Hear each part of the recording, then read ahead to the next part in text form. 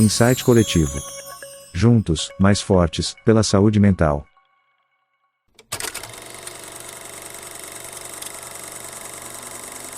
Então, gente, boa noite, sejam bem-vindos a mais um encontro do Insight Coletivo. Hoje nós vamos conversar com a doutora Hanna Brito, psiquiatra. Uma honra, um prazer e uma generosidade, viu, Hanna? Muito obrigado por você estar aqui para conversar com a gente. Hanna, ela tem uma expertise sobre a questão do sono, ela estuda o sono, então ela vai falar um pouquinho, eu vou deixar ela se apresentar, ela vai falar um pouquinho sobre sono e saúde mental para a gente hoje aqui, né? A ideia é a gente discutir a importância do sono para a saúde mental e como é que funciona essa interface de cuidar do sono da melhor forma com a prospecção da saúde mental, do cuidado em saúde mental. Essa é a ideia. Eu lembro a todos que nós temos um financiamento coletivo, o Insight ele tem crescido cada vez mais, é a nossa intenção crescer cada vez mais, ter mais, vamos dizer assim, meios de comunicação. Nós temos um canal já hoje com 35 encontros lá gravados, né? Então com vários diversos temas, vários profissionais, né, gravados, vários temas extremamente pertinentes e relacionados à saúde mental. Então a ideia é que a gente possa a cada semana está discutindo novos temas, e como a gente estava conversando aqui agora há pouco, compartilhando, que é isso que eu acho precioso, né? Acho que a mensagem do Insight, na verdade, não é só essa coisa da transmissão do conhecimento, é do compartilhamento de conhecimento. Isso tem sido muito bom para cada um de nós. Então, o financiamento coletivo, ele serve para crescer esse canal. A gente tem conseguido, pelo menos uma vez por mês, gravar em estúdio, graças já ao financiamento, e eu agradeço muito quem já está contribuindo, né? É uma quantia simbólica para cada um, né? A partir de R$10 a pessoa já consegue contribuir com o Insight, mas para nós é muito. Então a gente já tem conseguido fazer isso, a gente tem a intenção de galgar mais espaço, né? Tanto de conseguir gravar sempre em estúdio, de conseguir montar um site, de publicar nesse site, enfim, são sonhos e objetivos que a gente vai chegar lá um dia. Mas essa é a ideia, né? Então, se você tiver interesse, quiser contribuir com o Insight Coletivo, é só entrar. Você vai lá, pode ir no Instagram, tem um link lá para você contribuir. Então, você vai direto no Catarse, que é www.catarse.me. Não, www, eu sempre erro o endereço, é www.catarse.me/insight_coletivo. Então, você vai lá, super rápido, simples, seguro, e você consegue contribuir com o Insight Coletivo, e a gente pode alçar mais voos nesse propósito que é conseguir realmente compartilhar mais conhecimento. Semana que vem a gente vai estar em estúdio, inclusive a gente vai fazer um relançamento do Insight Coletivo, um novo Insight Coletivo, a gente mudou a identidade visual, mudamos algumas coisas e vamos ter algumas novidades, então, para a semana que vem, tá? Então, a gente vai estar no estúdio e a temática vai ser diferente do que eu já tenho feito, né? Eu estou nessa jornada aí de redes sociais, né? As pessoas ficam brincando, Adriano blogueirinho, né? Porque eu estou nessa jornada aí já com crescimento digital. Então, na semana que vem, a gente vai falar de um tema diverso, na verdade. A gente vai falar sobre a importância do crescimento digital para o profissional da saúde. Então, vou falar sobre essa jornada que eu empreitei no mundo digital, como eu consegui galgar até aqui, as estratégias que eu uso. Então, quem tiver interesse de ouvir e compartilhar sobre isso, semana que vem a gente vai estar nesse mesmo horário discutindo isso, tá? Então vai ser um pouquinho diferente, mas com o mesmo propósito de compartilhar e de ouvir, de estar compartilhando o que a gente tem aprendido ao longo desse tempo. Tá bom, gente? Então, vamos lá, Hanna, eu queria que você se apresentasse para a gente poder seguir aqui com a nossa discussão. Gente, primeiramente eu quero agradecer a Adriana pelo espaço.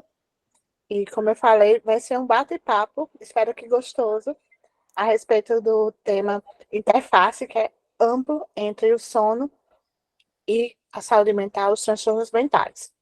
Certo? Eu vou compartilhar a minha tela. Então, como eu falei, é um tema muito amplo e eu pincelei algumas coisas para a gente conversar. Fiquem abertos para discutir, para parar e tirar dúvidas, tá? Vamos aprender isso conjuntamente. Para quem não me conhece, eu me chamo Hanna Brito, eu sou médica psiquiatra formada pela UFRN, sou psicogeriatra pela Unifesp, e a partir da residência de psicogeriatria, eu fui cada vez mais me envolvendo com o sono, e com um belo presente eu cheguei aqui em Natal e tive uma oportunidade imensa de contribuir um pouco com o ambulatório do sono da UFRN. Hoje, eu sou especialista também em sono pela UFRN. Então, o que é o sono? É um processo ativo, ele é essencial para a nossa sobrevivência. Tem uma importância pilar na nossa qualidade de vida. E ele é fundamental em boa qualidade, quantidade e ritmo adequado na regulação emocional e também quanto a questões cognitivas, fora o nosso físico. Com relação a essa interface sono e psiquiatria, as queixas e alterações de sono são muito prevalentes na população geral, sobretudo em pacientes psiquiátricos. Há uma estreita relação entre essas alterações do ciclo sono-vigília, seja sintomática, ou seja mesmo transtorno primário do sono e transtornos mentais, como veremos ao longo desse momento. E as alterações de sono, como a queixa de insônia, como o pesadelo, nós sabemos que figuram entre os critérios diagnósticos de vários transtornos psiquiátricos, como o transtorno de estresse pós-traumático, nos casos dos pesadelos, transtorno de humor, seja transtorno depressivo, seja quadro de hipomania, mania, a questão de alterações de sono, como a insônia. A partir do DSM-5, essas alterações de sono, elas foram vistas como identidades clínicas independentes, muitas vezes e frequentemente comórbidas, e que demandam uma atenção específica, e vale a pena até pontuar aqui que muitas vezes é a queixa principal que faz o paciente procurar o serviço de saúde, procurar atenção médica. E essas alterações do ciclo sono-vigília, elas podem ocorrer em qualquer momento no curso dos transtornos mentais e têm implicações importantes, tanto no diagnóstico, no clínico, na apresentação clínica e nesse manejo terapêutico. Tá? Vou começar a falar um pouquinho sobre aquela queixa mais frequente, que é a insônia. É a queixa mais prevalente em pacientes com transtorno mental.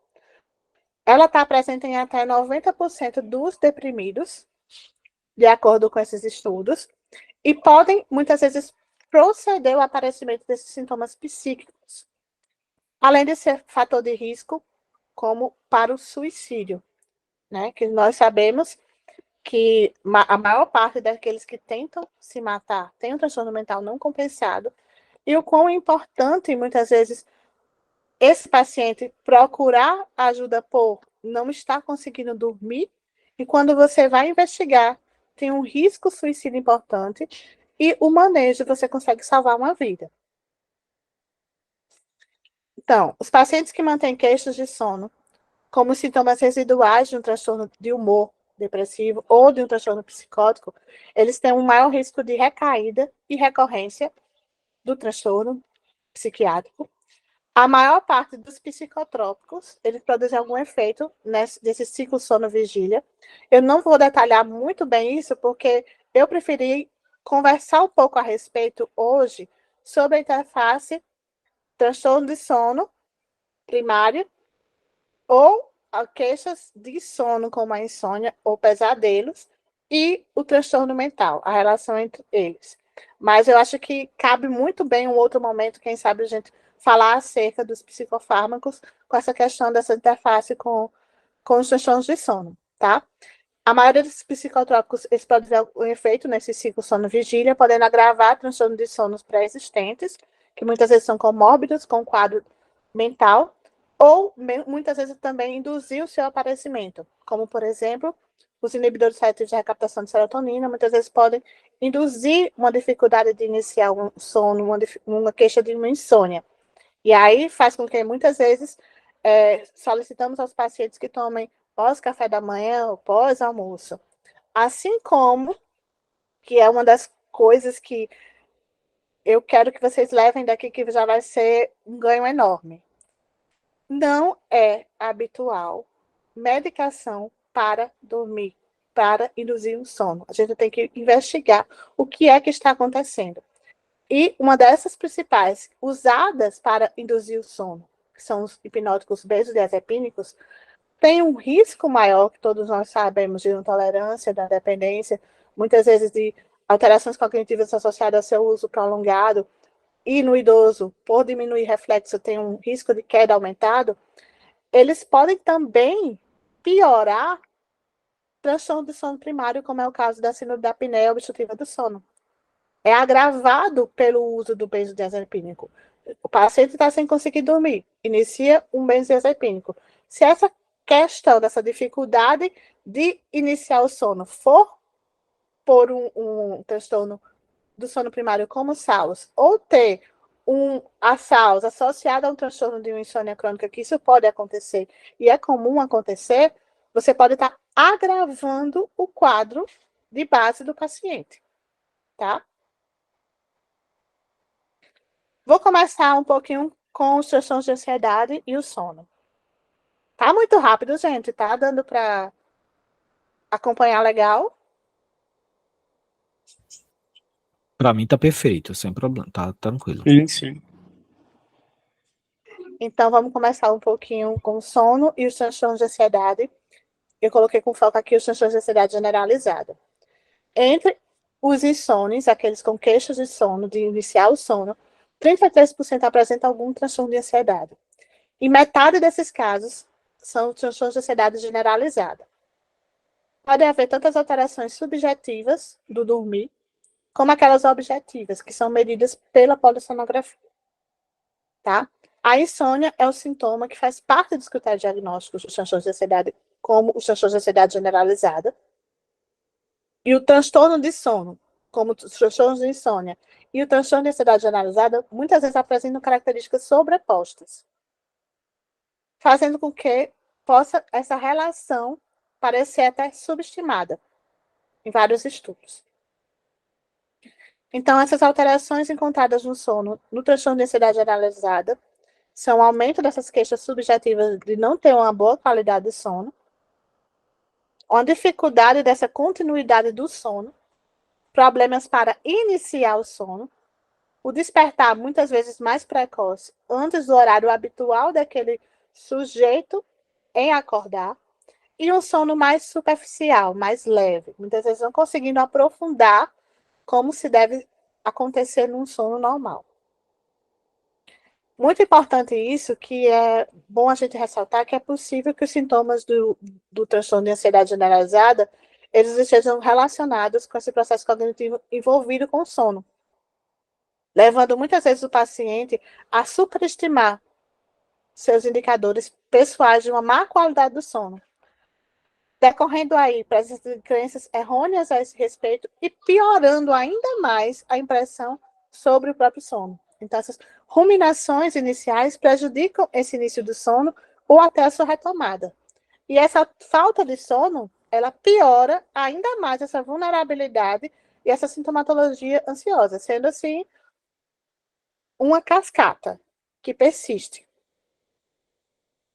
Então, essa mesma área cerebral que é o locus coeruleus, ele é envolvido tanto nos mecanismos que regulam o ciclo sono-vigília, quanto nos transtornos de ansiedade. E o sono insuficiente, ele é um fator que pode aumentar a vulnerabilidade, a ansiedade, que afeta, como nós comentamos, de uma forma negativa essas vias regulatórias emocionais e cognitivas a esse respeito. O sono e o transtorno de pânico. Diferentemente do que ocorre no transtorno de ansiedade generalizada, no transtorno de pânico, os pacientes com transtorno de pânico muitas vezes não apresentam mais queixas subjetivas de sono. Isso pode ser explicado pela característica mais episódica do transtorno de pânico, em relação ao transtorno de ansiedade generalizada. Embora ainda manifeste dificuldades para iniciar o sono, problemas em continuar esse sono e também uma redução nesse tempo total de sono.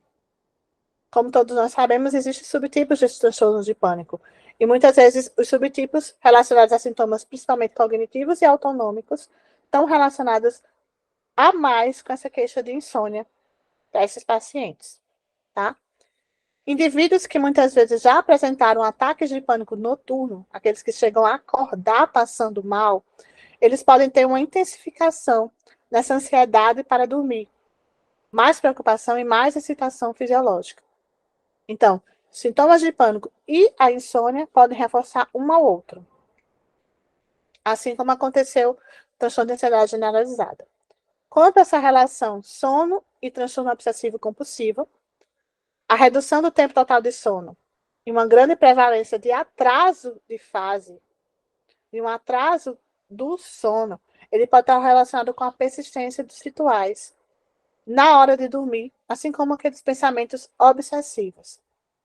Também é visto alterações objetivas, principalmente no sono REM, e essas alterações do sono REM muitas vezes estão relacionadas a uma maior intensidade dos sintomas de toque. E seu cuidado indica uma boa resposta, muitas vezes, ao ISRS. Dentre essas alterações do sono REM encontrada, temos uma latência reduzida para iniciar o sono REM, assim como um aumento do tempo desse sono REM. Quanto ao sono e ao transtorno de estresse pós-traumático, sabemos que o TEPT ele é caracterizado por uma hipervigilância, que é o tempo todo em alerta, o tempo todo se sentindo ameaçado, uma dificuldade para se desvincular dessa potencial ameaça. Uma má continuidade do sono, ele implica em prejuízo nesses sintomas de controle inibitório e contribui ainda mais para a piora dos sintomas de TEPT ou desencadeamento. A insônia e o pesadelo, o transtorno de insônia crônica e o transtorno de despertar fazem parte dos critérios diagnósticos do TEPT, indicando o reconhecimento do papel das alterações de sono no TEPT. Esses pesadelos, muitas vezes relacionados ao TEPT, eles ocorrem mais cedo no ciclo de sono. Geralmente, esses pesadelos eles ocorrem no período onírico do sono, que está relacionado ao sono REM. E no TEPT pode acontecer antes, não estando restrito apenas a esse período de sono REM, podendo ocasionar despertares acompanhados de sintomas físicos ansiosos, como um ataque cardíaco, como uma sensação de sufocamento. As alterações do sono encontradas no transtorno de estresse pós-traumático foram uma eficiência de um sono reduzida, um tempo acordado após o início do sono aumentado, um aumento importante da movimentação do corpo durante a noite, um elevado nível de alteração subjetiva, além dessas objetivas relatadas, uma tendência para a redução do tempo total de sono e alteração na continuidade, uma superficialização maior desse sono. Quanto aos sonos e transtornos de humor, vamos começar com a depressão, com o episódio depressivo. É uma relação bidirecional entre insônia e depressão. O transtorno de insônia crônica, ele aumenta o risco de depressão, de um episódio depressivo, em 6,2 vezes. A depressão recorrente está associada a um risco de transtorno de insônia crônica 6,7 vezes.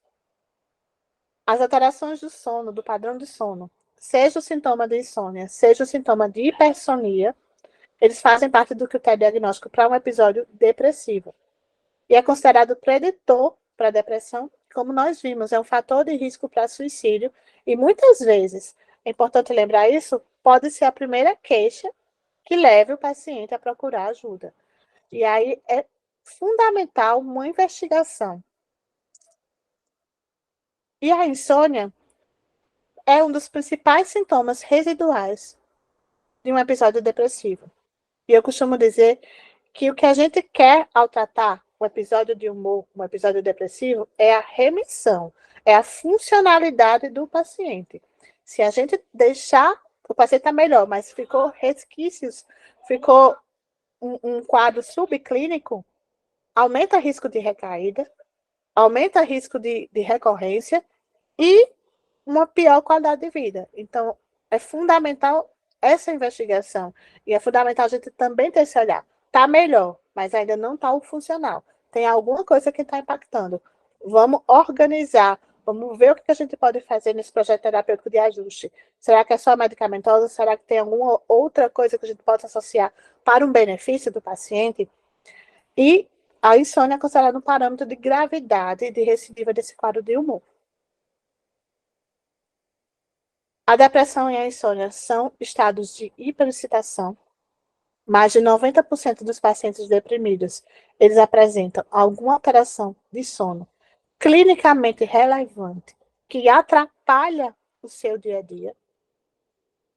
O manejo, além de alguns antidepressivos que têm esse valor sedativo, tem um papel essencial aqui, ainda mais no manejo do transtorno da insônia, a TCC, a Terapia Cognitivo-Comportamental, específica para a insônia, que é a TCCI, que inclusive é a primeira abordagem, a primeira escolha no manejo da insônia. Muitas questões da insônia, do transtorno de insônia, se resolvem com medidas comportamentais e TCC. Infelizmente, é uma abordagem que pouco temos disponível no Brasil. Aqui em Natal, nós temos um ambulatório de sono em que é empregado a TCCI. E eu acho que tem uns 2 ou 3 profissionais que fazem, no particular, já a TCCI, mas é uma coisa que precisa muito se expandir, não só aqui como no Brasil inteiro. É uma demanda que temos enorme e poucos profissionais capacitados para esse manejo, que é a primeira escolha, que muitas vezes resolve a alteração, tá? Outra técnica utilizada por esses profissionais, que ajuda muito também no controle da depressão, além do controle da insônia, são as técnicas de privação do sono, que vamos ver um pouco mais à frente, que essa técnica não é adequada quando se trata de pacientes bipolares, porque eles podem ser um desencadeador para uma virada. As alterações do sono na depressão que vemos é uma dificuldade de iniciar e manter o sono, são mais despertares noturnos, um despertar mais precoce do que o seu habitual, um sono não reparador, que é aquele que eu dormi, mas parece que eu não dormi. Se eu dormisse um pouco a mais, talvez eu ficasse melhor durante o dia. Uma redução dessa eficácia do sono, né, em nos reparar. Uma redução do sono de ondas lentas, uma alteração nesse sono REM, com redução na sua latência, um prolongamento do seu primeiro episódio e um aumento dessa densidade do sono REM. Então, o sistema circadiano, como sabemos, ele exerce uma influência essencial no humor, na nossa cognição, no nosso nível de energia, no ciclo sono-vigília, em variados comportamentos e funções fisiológicas. A melatonina ela tem um papel na regulação desses processos essenciais do corpo, dentre eles o sono, o humor, o envelhecimento, a nossa resposta imune. E vimos que mudanças sazonais de ambiente, no nosso país tropical, isso não é tão visto, mas em países temperados que tem uma redução importante dessa exposição solar, é muito presente o quanto isso pode influenciar essa secreção da melatonina e quanto pode contribuir para períodos de frio, de menos exposição solar, a explosão de transtorno depressivo, que a gente chama de transtorno afetivo sazonal. E eu peguei um caso típico, bem típico, de uma paciente que morava nos Estados Unidos. Aí o bom dessas trocas, né, nesses agora teleatendimentos que a gente consegue atender como um todo, e é bem marcante isso quando você vai colher história clínica. E sabendo que a melatonina também é um dos precursores das monoaminas, como a serotonina, né, envolvida na depressão. Alguém fez alguma coisa? É uma pergunta? É alguma coisa para interferir? É uma pergunta. Ainda Quem dá tá para participar? É falando? Mariana. Oi, Mariana. Ainda dá para participar do ambulatório daqui da UF? Como Ou assim, não? Como assim, Mariana? E atualmente eu não estou no ambulatório do sono da UFRN, eu estava como colaboradora, aí eu precisei me ausentar, acho que 2021, mais ou menos, e aí acabei com a maternidade, aí ficou mais louco minha vida, infelizmente eu não consegui seguir. O ambulatório do sono da UFRN, ela tem como preceptora Kátia Almondes, psicóloga e professora universitária. Ela é uma das psicólogas do sono e uma das sumidades brasileiras e internacionais nessa área de TCCI. Eu acho que eu já ouvi falar nela. Aí eu vou procurar saber. Obrigada. O ambulatório de sono, ele ocorre hoje no mesmo local do ambulatório de psiquiatria, lá do Hospital Universitário Nova Lopes, primeiro subsolo. Funciona Certo. nas quartas-feiras de manhã. Esse mês ela está de férias, viu? Mas toda quarta de manhã. Tá bom. E falando, aproveitando esse insight que você deu aqui, tá para abrir a inscrição, que eu não sei se quando, mas está em breve. Qualquer coisa vocês podem me perguntar que eu vejo com ela, para a nova turma de especialização do sono da UFRN, especialização multiprofissional. Eu me formei nessa primeira turma agora em abril e tá para abrir edital para a segunda turma, em breve. Tá? Quem tiver mais interesse. É porque eu poderia participar também, porque eu sou formada na área de saúde, sou biomédica, mas eu sou uma paciente que tem várias questões, problemas que eu gostaria de reajustar na minha vida, porque o sono, eu tenho certeza que me afeta bastante, desde um trauma, e eu tenho diabetes também, e eu ouvi falar já do meu médico que, às vezes, quando o diabético tem sonha com água, um negócio assim, é porque a taxa está alterada, alguma coisa do tipo. Aí envolve os dois juntos, não sei se uma coisa tem a ver com a outra. Essa questão do sono com a água, eu não ouvi falar, não. Mas muitas vezes quadros de hipertensão de difícil controle, diabetes de difícil controle, quando você vai investigar, você vai adentro, pode ter um transtorno primário de sono, que mais comumente ocorre é a síndrome da apneia obstrutiva do sono, que precisa ser adequadamente manejada. Para o ambulatório de sono, como chegar a esse ambulatório é via regulação. Regulação habitual, né? A marcação pela unidade de saúde para o serviço especializado. E aí ser encaminhado para o ambulatório de sono da UFRN. Ah, Atualmente, tá. esse ambulatório recebe os residentes de psiquiatria, recebe os estudantes de psicologia e recebe os profissionais que estão se especializando em sono. Certo, tá bom. Obrigada. Eu que agradeço, Mariana. Continuando um pouquinho sobre essa interface sono e depressão, que a gente já tinha comentado, essas monaminas têm esse papel crucial na manutenção da vigília. Então, no quadro depressivo, muitas vezes tem essa deficiência nesses sistemas de monamina, e essa deficiência desse sistema de monamina tem um efeito inibitório sobre o sono REM. A redução na latência desse sono REM e esse aumento na densidade pode estar em relação com essas deficiências. E o tratamento com o antidepressivo muitas vezes aumenta essa latência para o sono REM, reduz a sua densidade e a sua porcentagem ao longo da noite e vai se regularizando.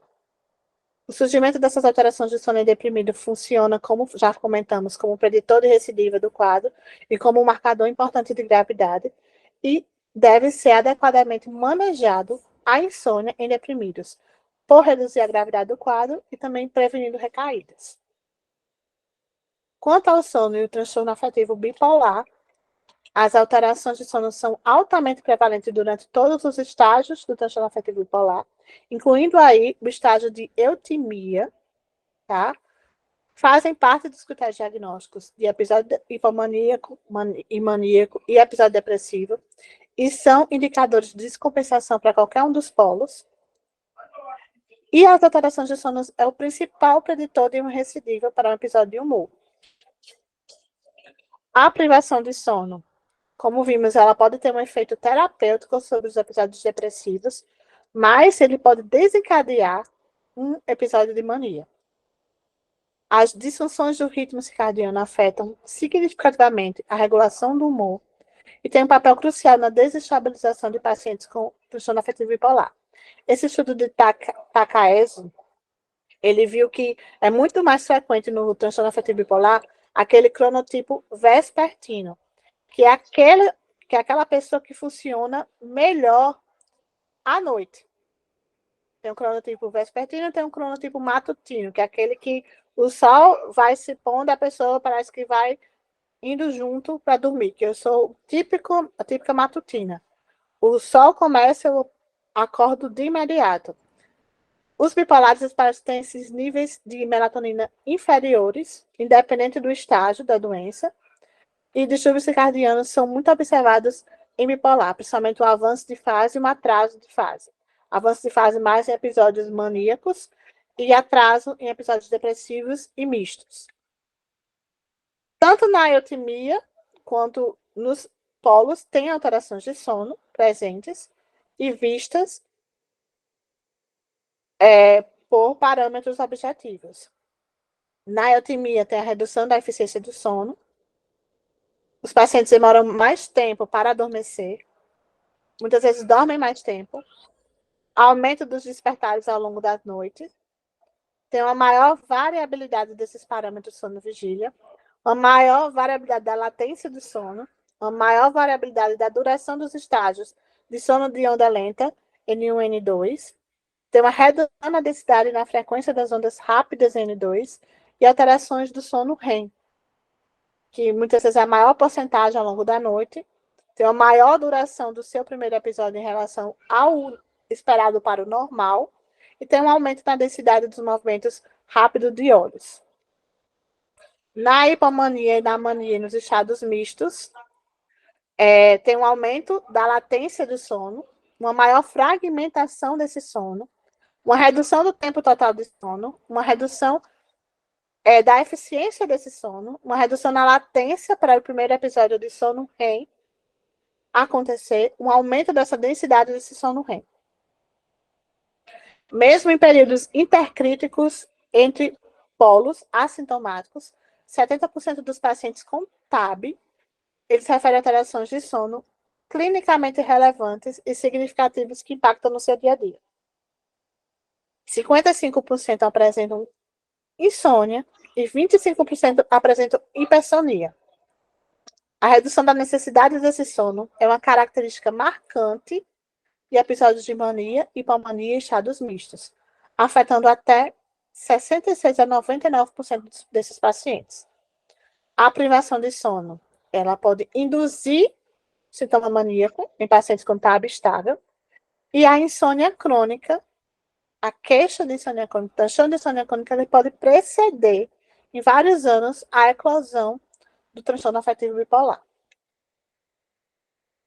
O distúrbio de sono, como vimos, contribui para essa desregulação afetiva, sendo o principal parâmetro indicativo de uma recaída em um paciente bipolar estável. É uma das questões que eu mais trabalho com os meus pacientes no consultório bipolar, educando a respeito dessa importância do sono, a importância de se observar alteração no sono, no padrão de sono do paciente. Pacientes bipolares com menos tempos de sono apresentam regulação deficiente desse humor, uma pior qualidade de vida e um aumento desses episódios de humor. O uso de medicamentos sedativos, com foco nessa regulação mais rápida, muitas vezes é uma estratégia mandatória para a gente evitar agravos, e já que essa insônia ela desestabiliza esse humor e confere a maior gravidade ao quadro. Técnicas comportamentais ajudam muito na regulação de rotinas diárias. E o quão fundamental é, e o quão importante é. Eu costumo dizer que a gente tem que pesar risco-benefício de qualquer estratégia que formos utilizar. Seja comportamental, seja medicamentosa. E nem sempre só o que se resolve é medicação. E o sono está aí para a gente ver ainda mais isso. E a importância desse cuidado conjuntamente em rede, desse cuidado interdisciplinar e multidisciplinar. Quem trabalha com sono tem que trabalhar com outros profissionais conjuntamente. Nenhum profissional consegue albergar e dar conta de todas as demandas e todas as necessidades para tratar a singularidade daquele que está com alteração de sono. Falando um pouquinho Alguém ia Hanna, falar? Hanna, nós temos 15 minutos, tá? Então eu vou correr. Por isso que eu tentei fechar o máximo. Eu ainda vou falar de psicótico e TDAH, mas eu vou correr um pouquinho. Sono e transtornos psicóticos. As alterações de sono muitas vezes podem desencadear o primeiro episódio ou preceder. Tem que se manejar adequadamente esses distúrbios de sono para o restabelecimento do ciclo circadiano e reduz a gravidade desses sintomas psicóticos e também de recidivas. A prevalência dos distúrbios de sono eles pode chegar até 80% desses pacientes, tá? Quadros psicóticos cursam com a marcada perturbação desse ritmo circadiano, que muitas vezes não é reconhecida ou não é manejada. Alguém falou aí. Desculpa, foi sem querer. Tá. E as alterações tanto no início quanto na manutenção do sono, o sono não reparador. E sonolência diurna, que atrapalha a funcionalidade, são 2 a 3 vezes mais frequentes em pacientes psicóticos. Em indivíduos para risco de psicose, as alterações de sono se relacionam com maior prejuízo cognitivo, maior gravidade dessa experiência psicótica, dessa alteração da sensopercepção, e a eclosão desses sintomas psicóticos, tanto os positivos, as alterações da sensopercepção, delírios e alucinações, quanto o negativo, o embotamento afetivo. Essas alterações de sono como parte dos sintomas prodômicos dos transtornos psicóticos, sobretudo da esquizofrenia. Pacientes em franca psicose, essas alterações são associadas a sintomas psicóticos mais intensos, maior incidência de pensamento suicídio e uma pior qualidade de vida. Queixas relacionadas ao sono são comuns, fases prodômicas, em episódios psicóticos agudos e nesses períodos intercrise. Eu acho que tem algum microfone aí aberto que está com eco, né, gente? Só sou eu que estou percebendo esse eco. Deixa eu olhar aqui. Bom, mesmo pacientes estáveis, é muito frequente. Oi? Eu tenho uma dúvida. O borderline estaria em qual classificação? O borderline é um transtorno de personalidade. Mas ele tem envolvimento na dificuldade do sono? Pode sim ter alteração de sono associada, assim como os outros transtornos psiquiátricos, que eu vou comentar. O transtorno de personalidade foi um dos que eu não coloquei aqui. Eu ia finalizar com transtorno psicótico e transtorno do déficit de atenção e hiperatividade, mas a gente pode comentar um pouquinho a respeito. Mais lá na frente, tá certo? Não sei quem foi que falou. De novo, fui eu, Mariana. Certo, Obrigada. Mariana.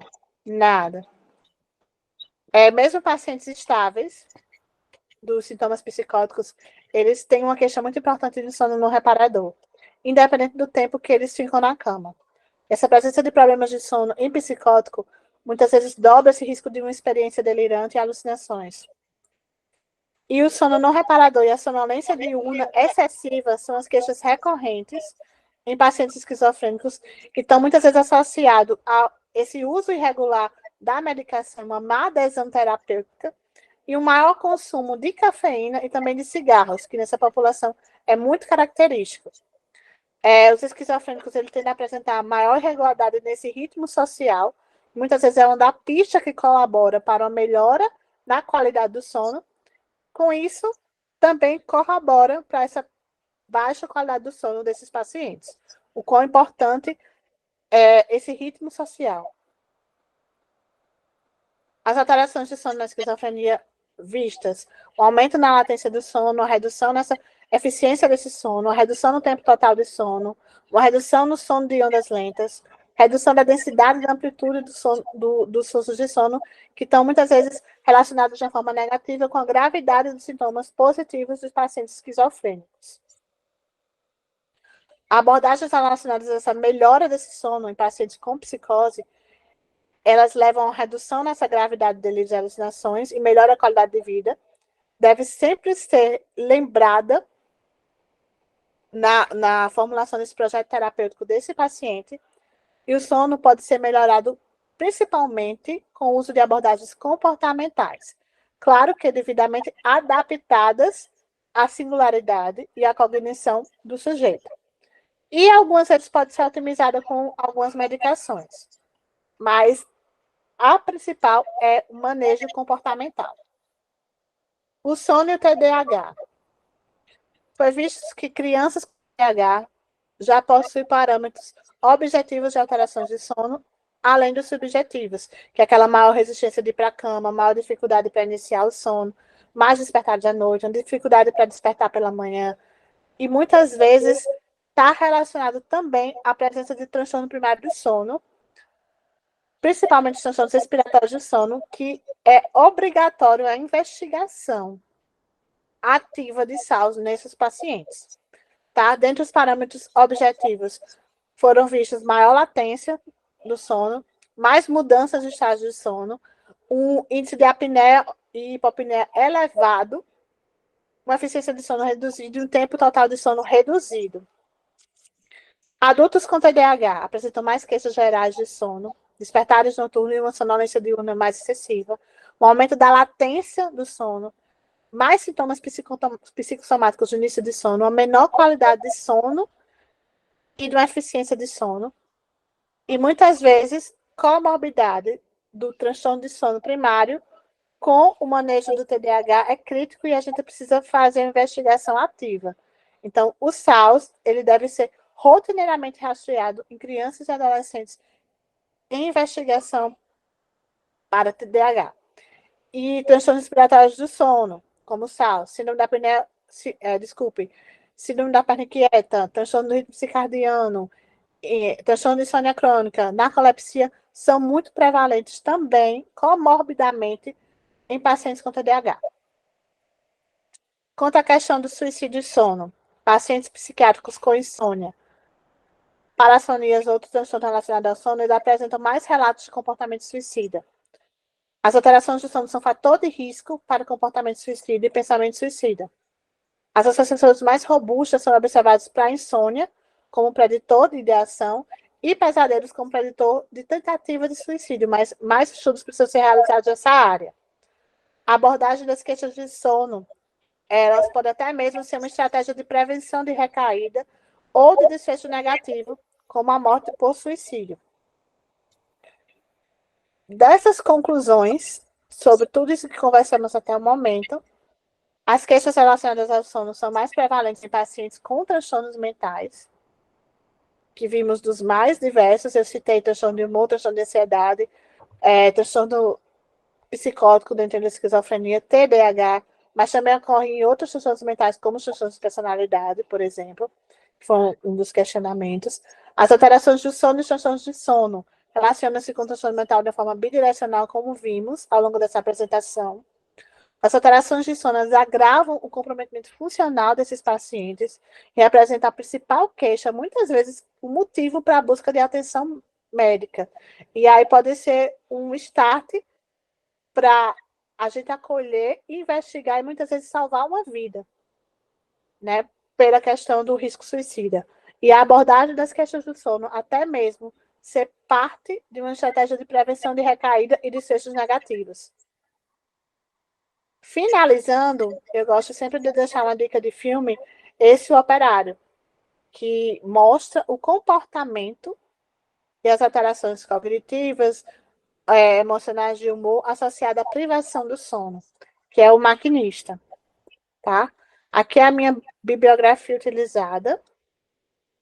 Aqui é meu contato e eu finalizo essa apresentação com a imagem de Santa Rita de Cássia, da minha terra de Santa Cruz. Eu espero não ter corrido, porque eu acho que no final eu corri para dar tempo.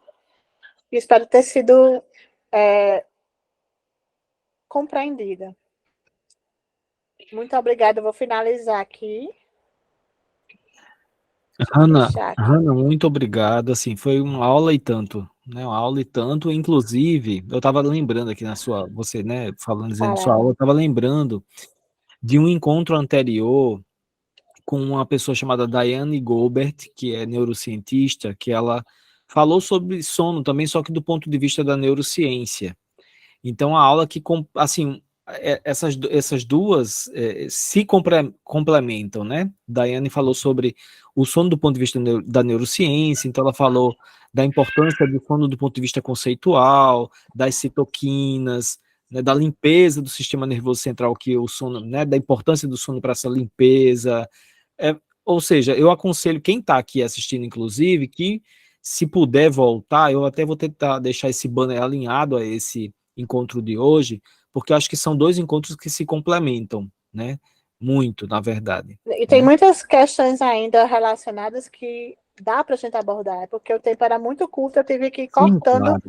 muitas coisas, mas tem várias questões ricas. Sono com terceira idade, tem muita questão idoso e sono que é rico demais para a gente conversar a respeito. Claro, não, eu sei o desafio que é trazer um conteúdo tão denso em tão pouco tempo, né? Gente, desculpe os gritinhos que eu acho que vocês estão escutando, a minha filha, que ela tá com tudo uma hora dessa, viu? Imagina, a gente entende. Alguma questão, gente, para Hanna? Alguém gostaria de fazer alguma pergunta? Jales. Eita, professor, vamos ver se eu consigo. Boa noite. Jales, Professor, teu microfone está desligado, tá Jales. desligado. Pronto, agora vai. Obrigado aí por ter me chamado de professor, viu? Nem sou tanto, não. Mas olha, História. Tá escutando agora? Tá, perfeito. Sim, Eu assim, eu nunca dei muita importância assim ao sono, até que eu assisti uma palestra e o cara era pesquisador sobre insônia e criminalidade, né? E ele mostrou tantos dados relacionados a isso que eu realmente comecei a ficar impressionado, porque assim, uma pessoa que sofre de insônia crônica, né? O risco que ela, por exemplo, se ela tem uma arma, o risco que ela tem de puxar o gatilho numa tomada de decisão é muito maior do que uma pessoa que não tem insônia. Claramente aumenta a impulsividade, né? Os inúmeros acidentes de carro também que tem, as pessoas morrem. Então, a insônia, que para mim era uma coisa, assim, era uma queixa, tudo bem, vamos dar conta aqui dessa queixa da consulta, virou, assim, também um motivo de investigação maior, né? E aí eu lhe pergunto, você falou muito sobre essa alteração de sono, tudo. Essas alterações de sono tem aí o tratamento comportamental, né, a TCCI, mas a gente já vê uma avidez muito grande, né, das pessoas por remédio, né? Aí você falou, é bom evitar o remédio sem saber a causa da insônia, tudo, concordo. Mas é também difícil para a gente deixar o paciente sem dormir, né, por vários dias, porque assim, se eu solicitar uma polissonografia aqui em Natal, eu demoro o quê? Uns 3 meses para o paciente conseguir fazer essa polissonografia. Não sei se eu estou exagerando um pouco, mas eu acho que é mais ou menos isso. Como é que você lida com essa questão do paciente? é complicadíssimo.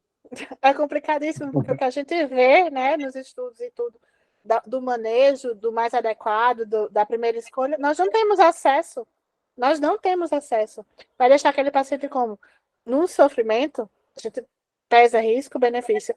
O que eu costumo colocar, muitas vezes, da questão de medicação, eu faço uma psicoeducação enorme, passo a maior parte da consulta conversando a respeito, e falo da medicação, mas muitas vezes, quando eu opto por deixar alguma coisa, porque eu estou vendo que está um sofrimento intenso ali, eu preciso ajustar, eu preciso investigar o que está acontecendo por trás, geralmente eu opto pelo antidepressivo, sedativo. Minha principal escolha é a trazodona, pelos riscos e benefícios em relação aos outros indutores de sono.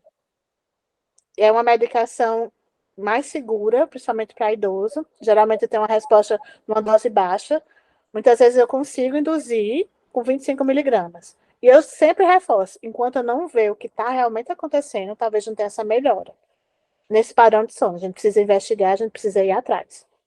Mas é muito complicado. E passo muito tempo fazendo algumas questões que dá para a gente fazer de psicoeducação e até estratégias comportamentais na avaliação, na consulta. Eu estudo muito a respeito para dar umas abordagens mais breves, que eu consiga realizar naquele momento, pela dificuldade em ter esse profissional. Não é só aqui em Natal, mas como todo o Brasil. A gente sofre muito de psicólogos do sono, por exemplo, para a TCCI, que é a primeira escolha. É verdade. Uma coisa que eu sempre faço nessa coisa da psicoeducação, sabe, Hanna? Eu comparo para os pacientes, né? Eu sempre digo assim, olha, eu estou prescrevendo para você isso aqui para tentar fazer você dormir, porque eu considero que não é sofrimento, não é só sofrimento, é dano, né? Não dormir gera dano, né? Então, a gente precisa fazer alguma coisa, como já lhes falo. Então, eu sempre digo para eles, olha, você sabe o que é corticoide? Corticoide faz mal, não faz? Então, isso aqui também. Eu faço essa comparação a título de psicoeducação. Eu digo, olha, isso aqui precisa ter início, meio e fim. Você vai começar, mas você vai precisar me ouvir no sentido de que a gente vai ter que tirar isso daqui. Então, eu geralmente prescrevo por um tempo determinado, oriento, sabe? Então, é isso que a gente tem que fazer, né? Tem uma observação aqui da Angélica, que ela coloca aqui, que é algo que eu acho extremamente pertinente, que ela fala que na atenção primária à saúde, de pacientes que estão em uso de benzodiazepínico há 20, 30 anos e que é uma luta no dia a dia para tentar retirar esses pacientes desse uso. Esse é um dos meus receios, sabe? Essa continuidade no segmento de iniciar o hipnótico que pode ocasionar uma dependência, como é os benzodiazepínicos e como nós estamos vendo, né? Os hipnóticos não benzo, no caso do Zolpidem, uma dependência e um abuso significativo. Eu cheguei a pegar paciente que chegava a usar 30 miligramas de Zolpidem para induzir o sono. Em consultório, o quão difícil é a gente tirar, a gente tratar esses casos. Aí, eu fico meio assim para iniciar um indutor. Aí eu prefiro ir pela trazodona por um outro, pesando esse risco-benefício. Mas, claro, é fundamental o sono e é um impacto significativo no dia a dia. Não dá para deixar o paciente sem dormir. Assim Exato. como é das questões que pode ser um desencadeador, como vimos, né, de um sintoma maniforme. Abrir um quadro de humor maniforme. A gente tem que ver toda essa questão. Pesar sempre risco-benefício. Não, Adriana. com certeza. Adriana. Boa noite.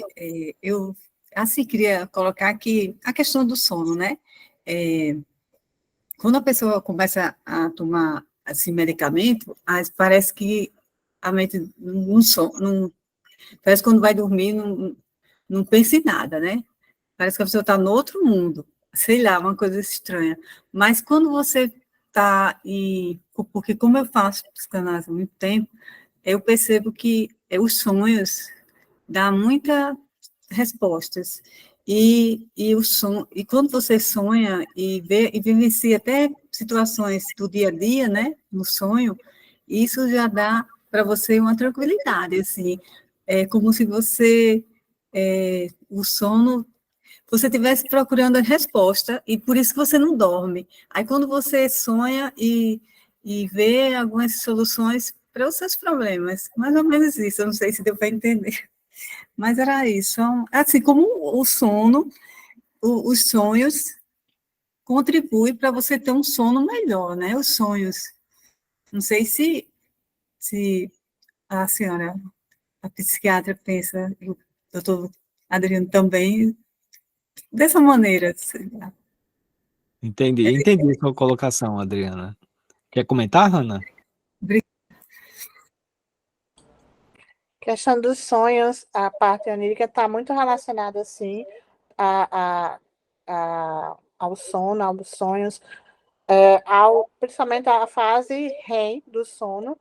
E tem muitos estudiosos a respeito, inclusive aqui na UFRN, né, tem várias bases de pesquisa a esse respeito da questão dos sonhos, sono REM, qualidade de sono sendo realizados. Gente, nós já estouramos nosso tempo, mas ainda, se alguém quiser fazer mais uma última pergunta, Hanna, alguma observação? Oi, boa noite, eu sou o Rafael. Acho que minha câmera tá virada, só um pouquinho. Tá ok, Rafael. Não, tá ok. Pronto. Foi. Então, eu estava vendo essa questão da apneia, porque existem os graus, né? Tipo, existe a apneia leve, a apneia moderada e a apneia acentuada. E a apneia leve, eu observei já que ela é relativamente prevalente, inclusive em casos que não são os casos mais comuns comumente vistos de pessoas com SALS. A gente tem um padrão, né, assim, na nossa mente, de tipo, é o obeso, o homem, mas, assim, existem casos desses Que não de está no apneia padrão. leve, e isso, que não estão no padrão, e o tratamento, inclusive, ele é diferente, né, e isso é uma coisa importante, porque essa questão do SALS, ela ainda precisa ter até uma democratização, até para a polissonografia. É importante que, tipo, que seja mais acessível. É um exame que não é todo mundo que tem, e assim, o tratamento da apneia leve, eu vi que ele é feito com um aparelho intraoral de avanço mandibular, que é feito pela odontologia. Eu tô falando isso porque é o meu caso, tá? E, e assim, é interessante porque a pessoa com esse perfil, ela foge do padrão que a gente está habituado a ver, e eu fiz já a polissonografia basal, que é a polissonografia tipo 3, e eu moro em São Paulo. E aqui em São Paulo existe um aparelho de polissonografia que é o polissonografia tipo 4. E aí ele faz a oximetria e tem outros parâmetros. Eu não sei se você já viu isso, Hannah, é bem recente. É bem recente. E aí, assim, é até, inclusive, mais acessível, porque você não tem toda aquela robustez daquele aparelhagem para você ficar utilizando, e fica... Então, assim, termina sendo mais cômodo o paciente fazer a polissonografia domiciliar também, e também ela tem mais parâmetros de avaliação. Então, assim, é isso que eu queria... É uma coisa nova e, ocasionalmente, acho que calhou com o tema da sua aula. E só acrescentando um pouquinho da questão do SALS, que veio na cabeça agora, eu gosto sempre de acrescentar quando vem, é uma das causas reversíveis de alteração cognitiva, que a gente sempre tem que pesquisar naqueles casos de alteração cognitiva com prejuízo funcional. Casos que estejam investigando o início de um quadro demencial. É muito importante a gente lembrar da SALS. Muitas vezes está ali a causa e é reversível, tá? É verdade. Às vezes passa despercebido por vários especialistas, né? Às vezes o paciente vem com hipertensão, vem com várias outras questões e passou despercebido em vários lugares. E às vezes custa pensar nessa possibilidade, né, Rani? A gente só acerta no que a gente procura, né? E eu acho que o SALS é bem um exemplo disso, né? Gente, eu queria muito agradecer a todo mundo, agradecer a presença, agradecer a Hannah, a generosidade de estar compartilhando aqui com a gente esse conteúdo muito precioso, dizer que foi um encontro muito, muito, muito bom, né? Mais um encontro muito bom, né? Dentre tantos que a gente teve. Hannah está convidada para um próximo, em breve. Vamos lá, agradeço demais esse espaço, vamos lá. Quero poder participar mais aqui, inclusive estando aí com vocês, a gente discutindo. Ah, que bom. Assisti, eu acho que um recente que teve de cannabis, que até Sim. Mandei mensagem para você, Adriano, pelo amor de Deus, eu tenho que ir para o estúdio, eu não consigo agora. Sim, mas foi. Deu certo por aqui, então ótimo. Pois é, e foi muito bom mesmo. Mariana Muniz, ela deu show também. Foi muito boa, muito bom o conteúdo. Quem não assistiu, vale a pena, viu? Tá lá no YouTube. Foi um encontro sobre os possíveis usos do cannabis na psiquiatria. Ela deu uma aula muito boa, muito profunda, assim como a aula de Hannah hoje. Uma aula muito, muito profunda, muito bem conduzida. Então, gente, é isso. Queria agradecer a todo mundo, desejar a todo mundo uma boa noite e até a próxima semana. Relembrando, a gente vai ter um encontro novamente com transmissão no YouTube. A gente vai falar sobre a importância do crescimento digital para os profissionais da saúde, tá? Vou falar um pouco sobre isso, que eu acho que é um tema contemporâneo, falar da minha experiência quanto profissional que está nesse meio digital e o que eu tenho feito para crescer nesse sentido. Tá bom, gente? Beijo a todos, um grande abraço e até a próxima semana. Um prazer. Boa noite. Boa noite a todos, muito obrigada. Boa noite.